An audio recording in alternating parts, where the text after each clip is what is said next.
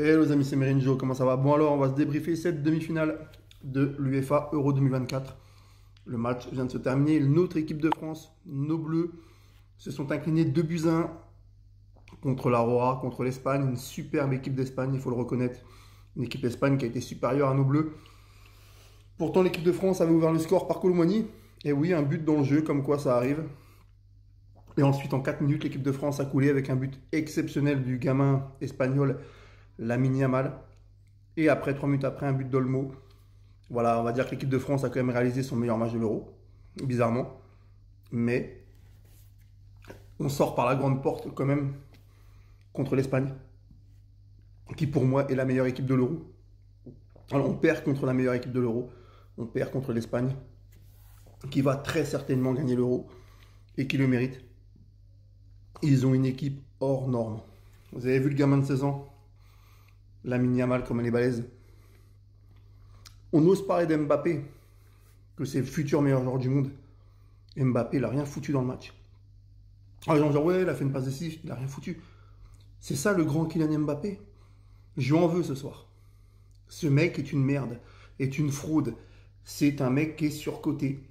Des mecs comme Lamine Yamal, je suis désolé, le bouffe, excusez-moi, mais les amis, Ousmane Dembélé fait un meilleur match que Kylian Mbappé. Pourquoi Deschamps sort Dembélé et laisse sur le terrain Mbappé?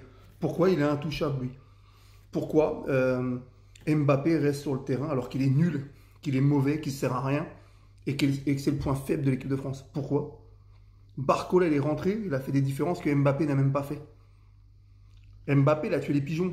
Alors oui, il a fait une passe décisive sur une tête de Colomani. Mais on lui demande plus, c'est quand même Kylian Mbappé. On doit être sévère avec lui, c'est quand même normalement notre meilleur joueur, entre guillemets. Parce qu'en termes de cet Euro, ça aurait plutôt été notre pire joueur. Là, on a vu l'équipe de France, on perd que 2-1, c'est pas méchant. Franchement, l'équipe de France fait son meilleur match. On perd en demi-finale, c'est pas vilain.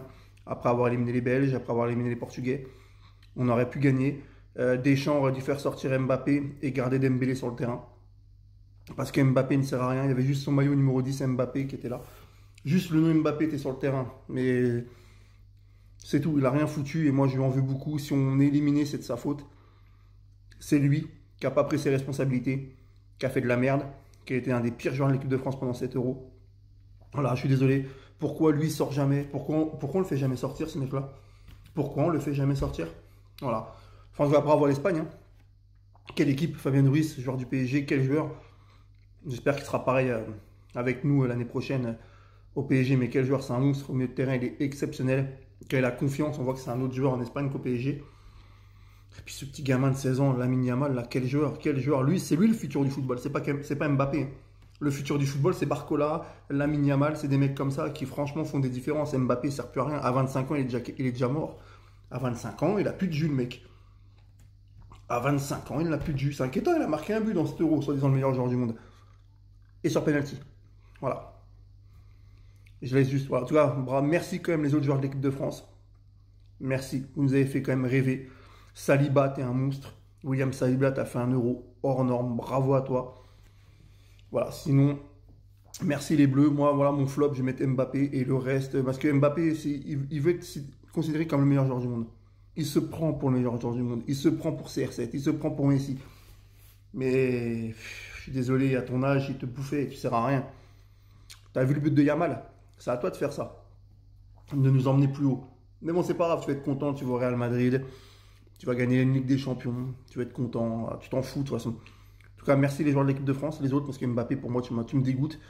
J'ai même pas envie de te féliciter tellement tu as fait un Euro de merde, avec ton ego de merde là. Voilà, en tout cas, si on perd l'Euro, c'est de ta faute. T'as pas été à la hauteur. C'était toi notre meilleur joueur devant, t'as rien fait. Colomoni a été plus décisif que toi, Dembélé a fait plus de différence que toi, Barcola était meilleur que toi. Griezmann après, hein. Griezmann aussi a fait un Euro de merde. Hein. Griezmann, pourtant je le kiffe, mais il a fait un Euro de merde aussi. Griezmann aussi, il n'a pas été à la hauteur. Hein. Voilà, par contre, il faut reconnaître que Tchouaméni, Rabiot, Kanté, Camavinga a fait des belles rentrées, Théo Hernandez a fait des bons matchs, Koundé a fait un bel Euro. Notre charnière centrale et puis Magic Mike, notre gardien de but. Ouais, mais franchement, Mbappé, tu me dégoûtes. Enfin voilà, salut les amis, vive la France et puis vivement la reprise pour... voilà, allez, salut et bravo à l'Espagne et puis que le meilleur gagne maintenant. Allez, salut.